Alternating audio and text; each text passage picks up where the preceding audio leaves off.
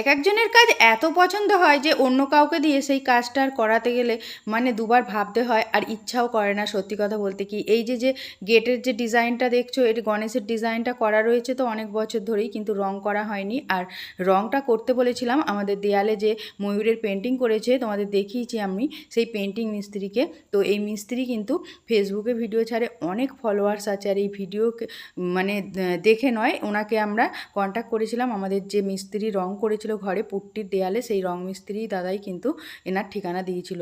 তো বলেছিল যে অনেক মিস্ত্রি আছে, কিন্তু সত্যি কথা বলতে কি এই মিস্ত্রির মানে কাজ এতটাই ভালো, ওনার ঘরেও করিয়েছে, খুবই ভালো কাজ, তার জন্যই এনাকে দিয়ে করানো।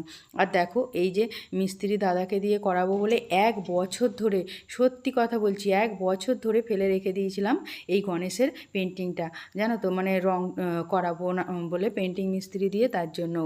আর তার আমার ছেলের মানে অন্য কাউকে দিয়ে করাবেই না, এরকম আর কি বলেছিল। আর ওই দাদাও বলেছিল পরে শুনে যে 1 বছর ধরে যখন ফেলে রেখে দিয়েছো, ঠিক আছে আমিই করে দেবো, মানে রংটা আসবে আসবে করে আসেনি। আর তারপরে এবছর গঙ্গাদেবী পুজোর আগে দাদা এসে রংটা কিন্তু করে দিল।